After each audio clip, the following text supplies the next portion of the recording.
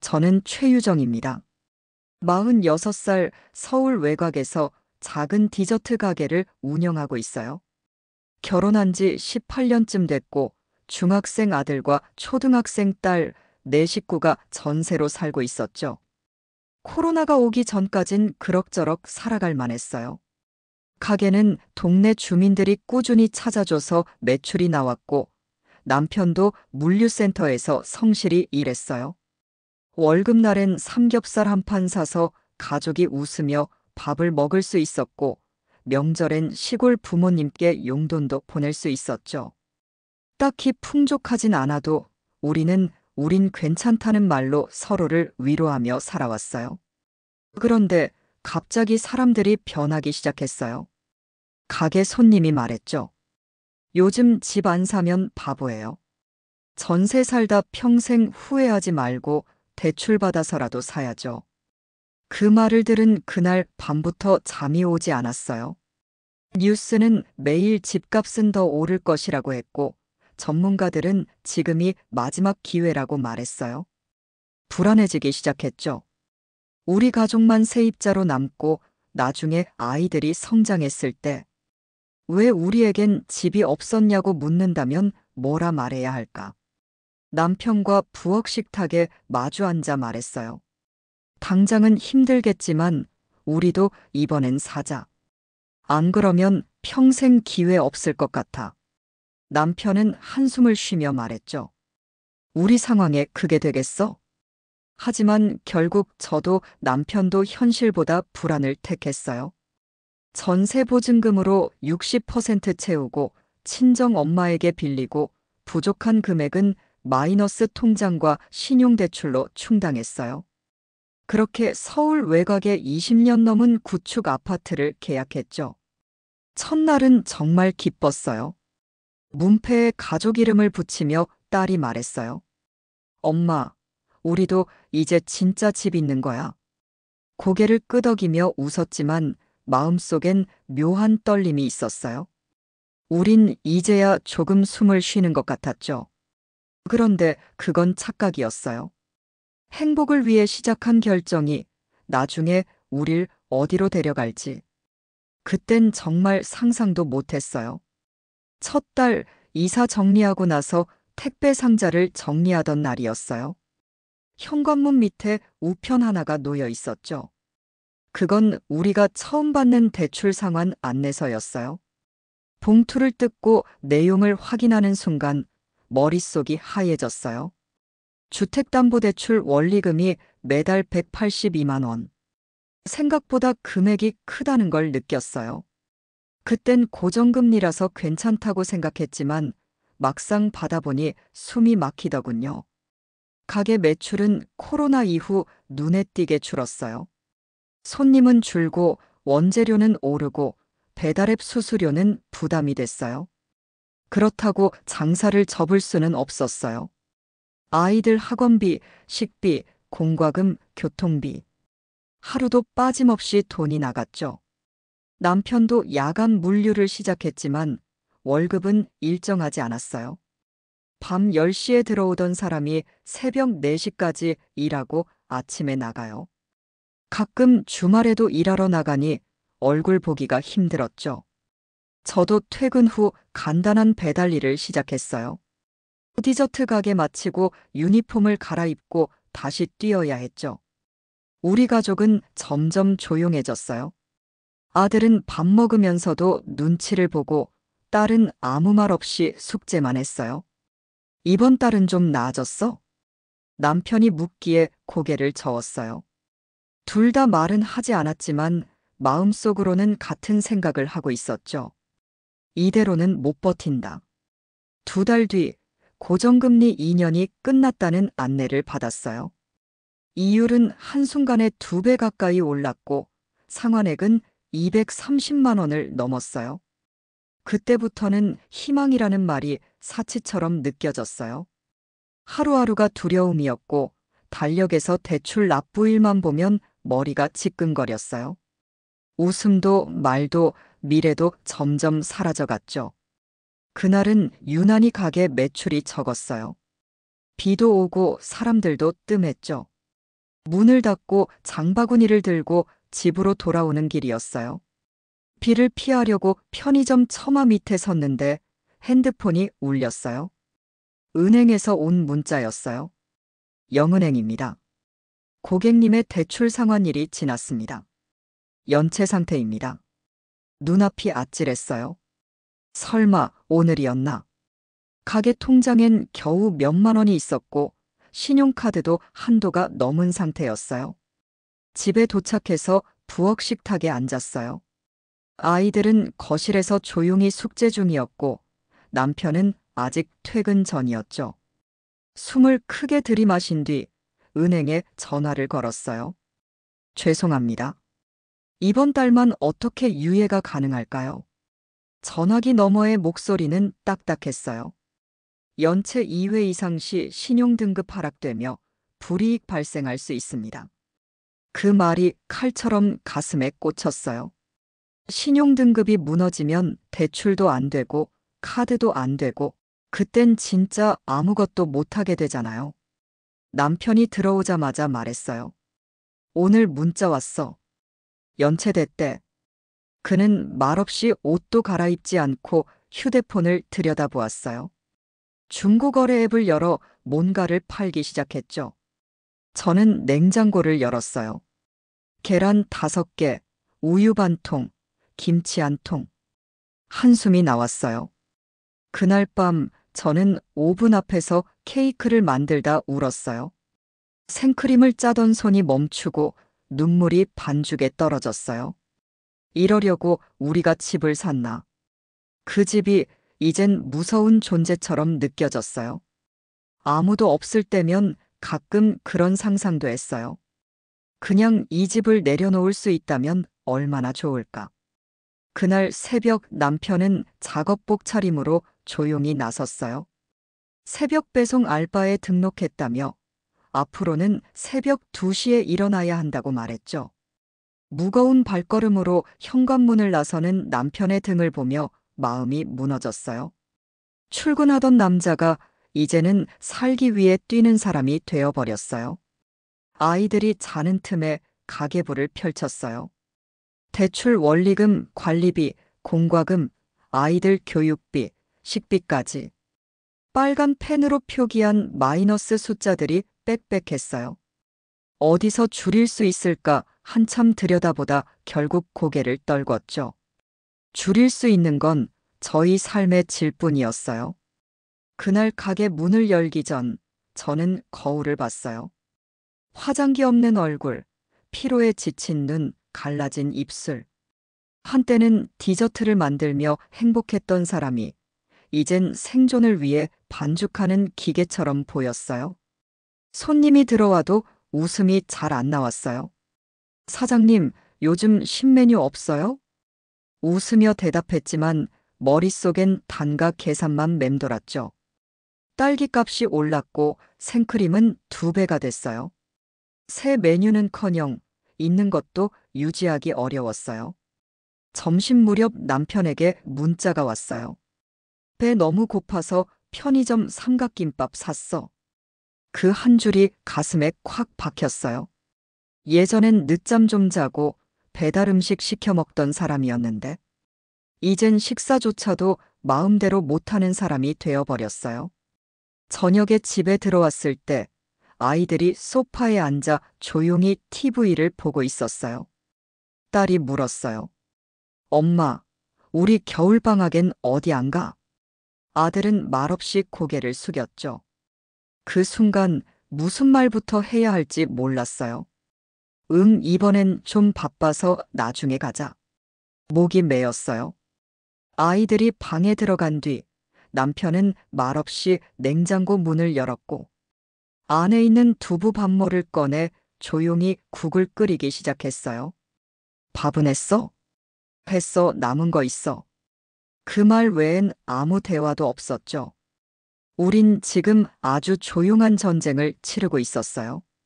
포기하지 않으려는 사람들과 무너지는 현실 사이의 경계에서 하루하루를 버티는 전쟁이었어요. 겨울이 다가올수록 걱정은 더 커졌어요. 난방비도 무서웠고 아이들 겨울옷을 사야 할 생각에 숨이 막혔어요. 그때 한 통의 우편물이 도착했죠. 이자 재산정 안내문. 저희가 받은 대출은 고정금리 2년 이후 변동금리로 전환되는 조건이었고, 이제부터는 금리에 따라 원리금이 자동 조정된다는 내용이었어요. 내용을 읽는 손이 떨렸어요. 적용된 이율은 7.1%. 월 납입금은 247만 원. 딱 2달 전보다 17만 원이나 늘어난 금액이었어요. 가게 매출은 제자리인데 이자만 뛰고 있었죠. 그날 남편은 아무 말 없이 주방에 앉아 서류를 뒤적였어요. 우리 전세로 다시 돌아가면 안 돼? 조심스럽게 내뱉은 제 말에 남편은 말없이 고개를 떨궜어요. 지금 집값이 샀을 때보다 떨어졌어. 팔아도 대출 못 갚아. 그 말에 눈물이 나려던 걸 꼭 참았어요. 1년 전만 해도 이 집은 꿈이었어요. 아이들 방이 따로 있고 거실에 햇살이 잘 들어오는 집. 하지만 지금은 감옥 같았어요. 움직일수록 숨이 더 막히고 도망칠 출구가 없는 공간이었죠. 밤이 되면 집안은 침묵으로 가득했어요. 아이들은 소리를 낮춰 TV를 봤고 남편은 핸드폰만 만지작거렸어요. 저는 부엌에서 내일 장을 볼 목록을 작성했죠. 라면, 달걀, 두부, 우유. 모두 가격이 오른 품목이었어요. 이러다 정말 무너질까봐 무서워. 혼잣말처럼 중얼이었어요.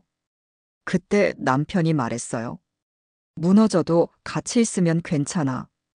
그 말이 어쩌면 그날의 유일한 위로였는지도 몰라요. 그날은 평소보다 손님이 많았어요. 간만에 10만 원 넘는 매출을 올리고 기분 좋게 집에 들어왔죠. 현관문을 열자 바닥에 떨어진 우편물이 눈에 띄었어요. 노란색 두꺼운 봉투, 경매 개시 결정 통지서. 순간 시간이 멈춘 것 같았어요. 숨을 가쁘게 몰아쉬며 봉투를 열었어요. 은행 측에서 대출 연체에 따라 담보권 실행을 개시한다는 내용이었어요. 요약하자면 지금 상황이 계속되면 이 집은 경매에 넘겨질 수 있다는 거였죠. 얼마 전 한 달치 이자를 밀렸던 게 화근이었어요. 다음 달엔 2달치로 불어나고 이자에 이자가 붙으면서 연체가 심각해졌죠. 은행은 처음엔 전화로 독촉했지만 이제는 말도 없이 서류를 보내왔어요. 남편은 퇴근하자마자 그 서류를 들여다봤어요. 한참을 읽고 있던 그는 조용히 고개를 떨궜어요. 진짜 이렇게까지 될 줄 몰랐어. 그 말을 듣는 순간 주방에서 식기건조대가 흔들리는 소리가 크게 들렸어요. 그 조용한 소리조차 너무 날카롭게 느껴졌어요. 아이들은 아무것도 모르고 방에서 웃고 있었어요. 그 웃음이 더 아프게 느껴졌어요. 지켜줘야 할 가족인데 그들에게 안정된 집 한 칸조차 제대로 지켜주지 못한 것 같아서요. 저녁 내내 우리는 아무 말도 하지 않았어요. 남편은 핸드폰으로 임대 가능 아파트 정보를 검색했고 저는 가게 임대료를 밀어줄 수 있을지 건물주에게 문자했어요. 그날 밤 저는 처음으로 이 집이 무섭다고 느꼈어요. 살기 위해 들어온 집이 이제는 우릴 삼키려는 괴물처럼 보였어요. 경매 통지서를 받은 날 이후로 모든 게 달라졌어요. 남편은 눈에 띄게 말수가 줄었고 저도 예전처럼 아이들에게 웃어줄 여유가 사라졌죠. 아침마다 오븐을 예열하면서도 가슴이 답답했고 생크림을 짤 때마다 손끝이 떨렸어요. 가게 문을 열고 들어오는 손님들에게 인사할 때조차 목소리가 제대로 나오지 않았죠. 남편은 퇴근 후 부동산을 돌기 시작했어요. 지금이라도 이 집 팔 수 있을까? 하지만 돌아오는 대답은 같았어요. 지금은 거래 자체가 없어요. 팔고 싶어도 안 나가요. 문제는 그것뿐이 아니었어요. 당시 시세가 우리가 매수한 금액보다 7천만 원 정도 하락해 있었어요. 즉, 집을 팔아도 대출 원금을 다 갚지 못하는 상황이 된 거예요. 부동산 중개사는 말했어요. 지금은 버티는 사람만 남아 있어요. 어설프게 손절하면 더 손해입니다. 하지만 우리에겐 버틸 체력이 남아있지 않았어요. 이자는 계속 불어나고 있었고 카드값도 한도 초과 상태였죠.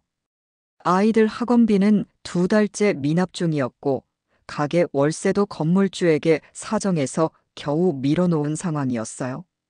어느 날 남편이 조용히 제게 묻더군요. 우리 그냥 개인회생 신청하면 어떨까? 그 말을 들은 순간 무언가 확 무너지는 느낌이 들었어요. 남편이 그렇게까지 말할 정도면 이제 정말 한계라는 뜻이잖아요. 그 말을 곱씹으며 하루 종일 멍하니 가게 일을 했어요. 밤이 되자 아이들이 자고 남은 조용한 거실에서 남편과 마주 앉았어요.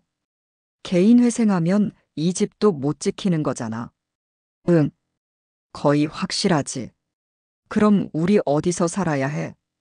임대주택 알아봐야지. 전세도 힘들 테니까. 그 순간 숨이 턱 막혔어요. 이 집이 싫어서가 아니라 아이들 눈을 어떻게 마주쳐야 할지 모르겠더라고요.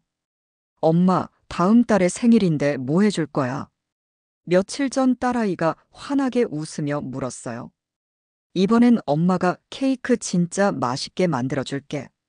저는 그렇게 대답했지만 사실 그 케이크에 들어갈 재료값조차도 아껴야 하는 상황이었어요. 아이의 생일 앞에서조차 죄책감을 느껴야 하는 현실이 너무 잔인했어요. 이사 얘기를 꺼낸 날 밤 남편은 눈을 감고 말했어요. 내가 그때 말렸어야 했는데 너한테 미안해. 아니야. 우리 둘 다 그땐 몰랐던 거야. 그 말을 하고 나니 갑자기 울음이 터졌어요. 참으려 해도 멈추지 않았고 남편도 고개를 떨군 채 그대로 굳어 있었어요. 그날 새벽 저는 거실 창문을 열었어요. 이 집을 처음 봤을 때 이 뷰가 너무 좋았어요. 동네 공원이 내려다 보이고 저 멀리 산이 보였죠.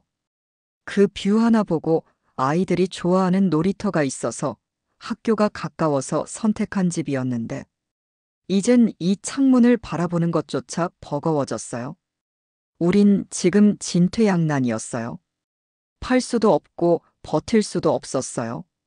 마치 양쪽에서 문이 닫히고 점점 숨 쉴 공간이 사라지는 것처럼 답답하고 무력하고 서글펐어요. 이 집을 얻으려고 우리가 걸었던 모든 것들, 그 희생들이 이제는 차라리 없었으면 좋겠다는 생각까지 들기 시작했어요. 남편과 저는 결국 법무사 사무실을 찾았습니다. 문 앞에서 잠시 서 있다가 조용히 문을 열었어요. 안쪽에는 누가 봐도 지친 얼굴을 한 사람들이 앉아 있었고 책상 위에는 개인회생 상담이라는 안내판이 놓여 있었죠. 상담을 맡은 직원은 익숙하다는 듯 서류를 내밀며 설명했어요. 최근 들어 집값 하락으로 이런 경우가 많습니다. 부채가 소득보다 많으면 회생 신청이 가능해요. 저는 고개를 끄덕이며 앉아 있었지만 손이 떨려 펜을 제대로 잡을 수 없었어요. 내가 정말 이렇게까지 됐구나. 한때는 월세방이라도 자존심은 지키며 살았는데 이제는 서류 한 장에 삶을 내맡기는 기분이었어요. 돌아오는 길 남편이 말했어요. 이제부터는 체면도 내려놓고 살아야 할 것 같아. 그 말이 참 서글프게 들렸어요. 체면이라는 건 결국 돈 앞에서 가장 먼저 무너지는 허상이더군요. 가게에 돌아와 조용히 계산기를 두드렸어요. 회생 신청을 해도 남는 건 거의 없었어요.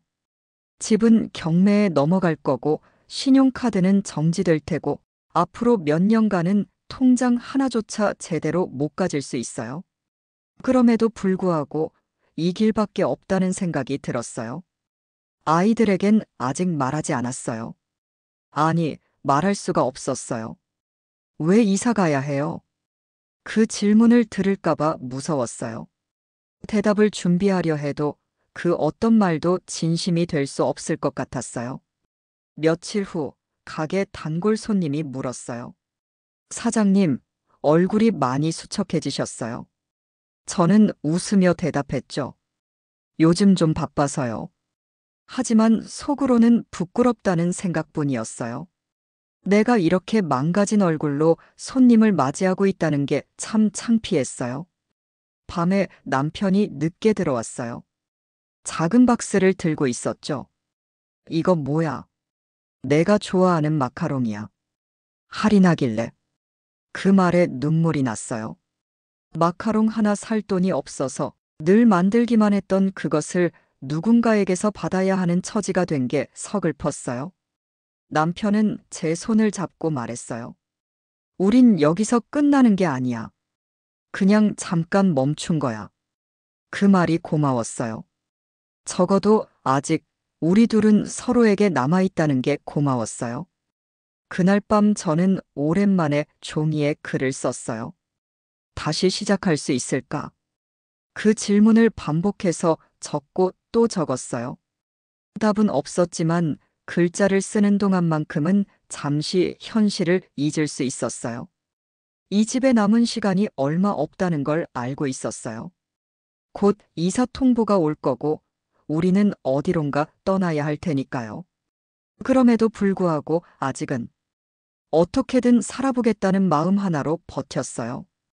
자존심은 이미 내려놨지만 이 삶을 다시 세울 수 있는 희망의 뿌리는 아직 완전히 뽑히지 않았어요. 이삿짐 센터에서 온 문자가 도착한 날 현관 앞에 서서 문을 열기까지 몇 초를 망설였어요. 정리할 시간입니다. 오전 9시 도착 예정. 단순한 안내 문구였지만 그 문장이 내 삶을 갈라놓는 칼날처럼 느껴졌죠. 아이들에게 말을 꺼낸 건 전날 저녁이었어요. 식탁에 앉아 밥을 먹던 중 조용히 말했어요. 우리 이사 가야 할 것 같아. 순간 포크를 들던 아들이 멈칫했고 딸은 고개를 갸웃했어요. 왜요? 여긴 우리 집이잖아. 그 말에 목이 메였어요. 이 집이 이제 우리 거 아니야. 그 말을 하며 눈물이 차오르는 걸 애써 참았죠. 아들은 말없이 밥을 먹다 수저를 내려놨어요. 다른 애들처럼 왜 우린 맨날 이사 다녀야 해요? 그 한마디가 뇌를 강타했어요. 저는 대답하지 못하고 고개만 숙였죠. 딸은 울먹이며 방으로 들어갔고 남편은 입술을 꾹 다문 채 물을 마셨어요. 밤이 되자 가족 모두 각자의 방으로 흩어졌어요. 저는 빈 박스를 펼치며 아이들 교과서와 장난감을 정리하기 시작했어요. 책장 앞에 앉아 딸이 그린 그림들을 하나씩 꺼냈죠. 우리 가족은 행복해요라는 글씨와 함께 웃고 있는 네 식구가 그려져 있었어요. 그 그림을 손에 들고 결국 울음을 터뜨렸어요. 부엌으로 가서 물을 마시는데 남편이 조용히 말했어요. 이 집 떠나도 우리 가족은 같이 있으니까 괜찮아. 그 말에 더 울컥했어요. 그렇게 생각하지 못한 내가 부끄러웠어요. 나는 집에, 벽에, 구조에만 붙잡혀 있었던 거죠. 정작 지켜야 할 건 사람인데. 잠자리에 들기 전 아이들 방에 들어가 이불을 덮어줬어요. 아들은 눈을 감은 채 말했어요. 다음엔 진짜 우리 집으로 가요. 대출 없는 집. 그 말에 입술을 깨물었죠. 딸은 자면서도 손을 꼭 쥐고 있었어요. 그 작은 손이 얼마나 외로웠을지 생각하니 미안했어요. 새벽녘 거실 창밖을 바라봤어요. 이 집을 처음 봤을 때 햇살이 거실을 가득 채우던 풍경이 아직도 생생했어요. 아이들이 뛰어다니던 소리, 남편이 라면 끓이며 부르던 목소리, 제가 새 커튼을 달며 콧노래를 부르던 그날. 그 모든 순간들이 스쳐 지나갔어요. 이 집을 떠나면 다 잊혀질까봐 두려웠어요. 이 공간에 쌓였던 우리의 시간들이 벽지처럼 뜯겨나갈 것 같았어요. 다음 날이면 낯선 골목의 작은 빌라로 이사하게 돼요. 그곳엔 엘리베이터도 없고 베란다도 좁고 주차장은커녕 마트도 멀어요. 하지만 지금의 이 집보단 마음이 덜 아플 것 같았어요. 우린 버티지 못했어요. 하지만 버티려 했던 모든 날들은 우리를 비난하기보다 그저 안아줘야 할 기록이었어요. 내일 아침 이 집을 나가면서 마지막으로 한번 눈을 감고 말하려 해요. 고마웠어. 그리고 미안했어. 이삿짐차가 떠난 뒤 우리는 뒤따라 작은 빌라로 이동했어요. 비좁은 계단을 따라 짐을 날랐고 박스를 옮기다 몇 번이나 부딪혔죠. 엘리베이터도 없는 건물, 습기 찬 벽지, 마른 먼지 냄새. 이전에 살던 집과는 비교조차 할 수 없었어요. 그날 밤 아이들과 함께 거실에 앉아 컵라면을 먹었어요. 아들은 묻지 않았고 딸은 조용히 국물을 들이켰죠. 말없이 서로를 바라보던 그 순간 왠지 모르게 울컥했어요. 어쩌면 그동안 너무 많은 걸 아이들에게 설명하려 했던 건 아닐까. 이제는 그저 곁에 있어주는 것만으로도 충분할지도 모른다는 생각이 들었어요. 며칠이 지난 후 저는 법원으로부터 개인회생 개시 인가 통지를 받았어요. 빚의 상당 부분이 조정됐고 매달 낼 수 있는 범위 내에서 상환하게 되었죠. 신용카드는 모두 정지됐고 휴대폰 할부도 불가능해졌어요. 하지만 이상하게도 마음은 그 전보다 한결 가벼웠어요. 더는 속이는 척하지 않아도 되고 남들에게 잘 사는 척하지 않아도 되니까요. 가게는 정리했어요. 수년간 운영했던 디저트 가게, 제 자존심이었고 삶의 일부였죠. 폐업 신고서를 제출하던 날 손이 덜덜 떨렸어요. 하지만 동시에 안도감도 있었어요. 계속 버티는 게 옳은 게 아니라는 걸 이제서야 받아들였거든요. 남편은 새벽 배송 일을 계속하며 부업으로 청소 일을 시작했어요. 힘든 건 여전하지만 이제야 숨 좀 쉬는 것 같다는 말에 그간의 시간이 얼마나 무거웠는지를 느꼈죠. 아이들도 점차 적응해 갔어요. 딸은 작은 방을 꾸미며 벽에 스티커를 붙였고 아들은 책상 옆에 다시 시작이라는 문구를 종이에 적어 붙였어요. 그걸 보고 저는 처음으로 미소를 지었어요. 아이들이 무너지지 않은 게 정말 고마웠어요. 가끔 버스를 타고 예전 아파트 근처를 지나가요. 그곳을 바라보면 여전히 마음 한구석이 아려요. 하지만 이제는 그때의 선택을 완전히 탓하지 않아요. 우린 최선을 다했고 그만큼 후회도 없이 버텼으니까요. 남편과 저는 매달 부채 상환 내역서를 체크하며 아주 천천히 갚아나가고 있어요. 남는 돈은 많지 않지만 이제는 계산기보다 아이들의 웃음소리가 먼저 들려요. 어떤 날은 집에서 직접 쿠키를 만들어 아이들과 나눠 먹고 또 어떤 날은 도시락을 싸서 공원으로 나가기도 해요. 예전에는 돈이 있어도 여유가 없었는데 지금은 가진 게 없어도 마음은 덜 조급하더라고요. 어느 날 아들이 물었어요. 엄마, 우리 진짜로 다시 잘 살 수 있어? 저는 고개를 끄덕였어요. 응, 이제야 진짜 잘 살기 시작한 거야. 우리는 실패한 게 아니에요. 단지 조금 돌아온 것뿐이에요. 빚을 졌다고 삶이 끝난 건 아니고 무너졌다고 다시 못 일어나는 것도 아니에요. 지금 우리는 다시 배우고 있어요. 버티는 법 말고 살아가는 법을요. 이야기가 마음에 드셨다면 구독과 좋아요 부탁드립니다. 여러분의 관심이 더 많은 사연을 나눌 수 있는 힘이 됩니다. 다음에도 공감되는 이야기로 찾아뵙겠습니다. 감사합니다.